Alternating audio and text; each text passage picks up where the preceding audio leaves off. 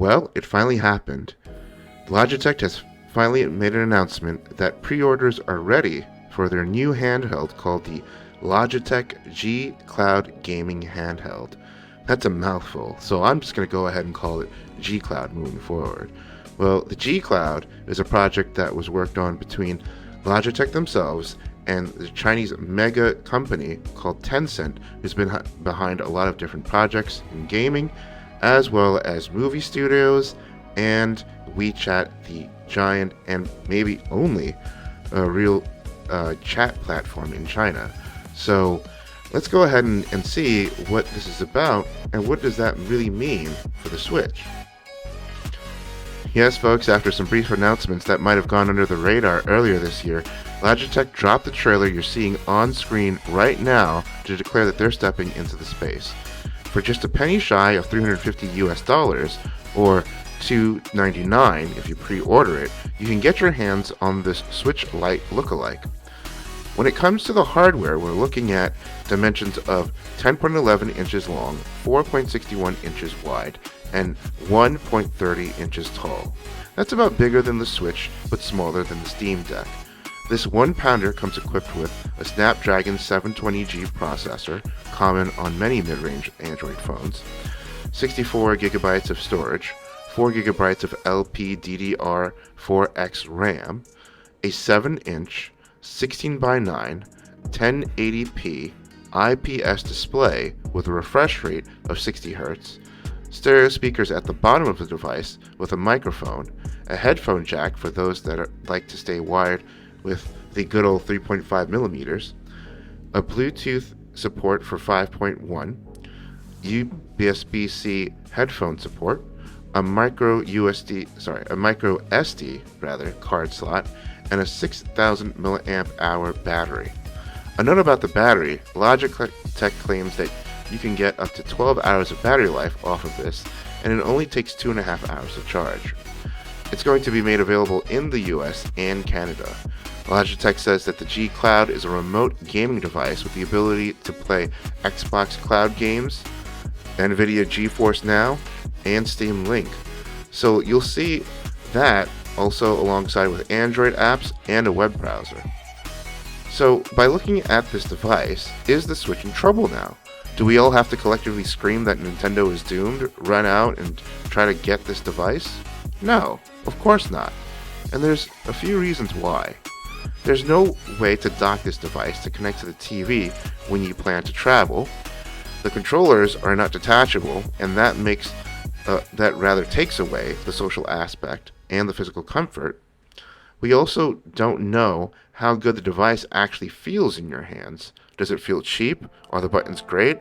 Or at least, are they okay to live with? Look, whenever the doomsayers come out of the woodwork, they consistently forget one major thing: software drives hardware sales. We've seen this repeat over and over throughout history, dating back to even the Game Boy days. Heck, you don't even need to go back that far. Just look at the competition between the Vita and the 3DS. Though the Vita was a beast of a device, its lack of compelling titles did them in, despite how powerful it was. There are no compelling exclusives you can find for the G Cloud. And technically, if you really want the G Cloud experience and don't need to have the skin that they're showing off, you can do that right now. Just get yourself a backbone controller for $100. No, really.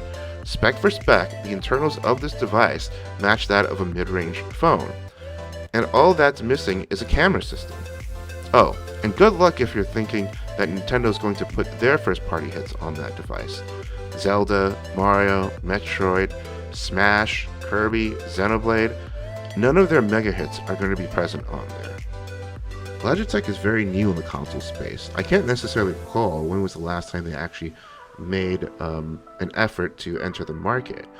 And even though they have the power of the war chest of money of Tencent behind them, there still seems to be this lack of clear messaging.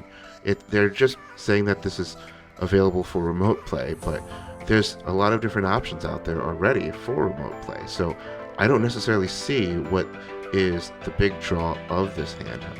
And that's going to be their challenge when they're bringing this to the market. What is the value that they're really adding to the market that no other company seems to be doing particularly well at? Is there something that another competitor can go ahead and then easily ape them on that, meaning that they can take what Logitech is doing and then one-up them on that? And that's rather kind of concerning. I don't necessarily see how this is going to work for them. If there was to be an argument for another company that could possibly even do it, it might be Samsung.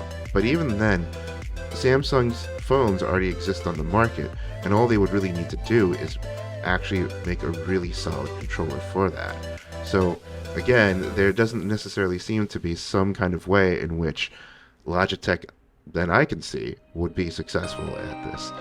That being said, with all those arguments that I've made before, I don't think the Switch is necessarily in danger.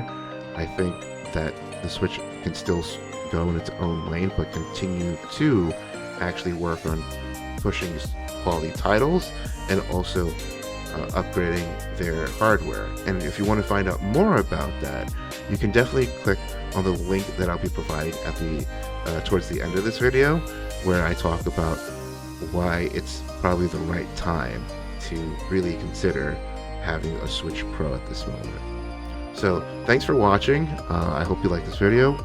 If you liked it, give it a thumbs up. If you got something to share, drop a comment. And if you happen to want to just support me, go ahead and hit that subscribe button, and I'll catch you on the next one.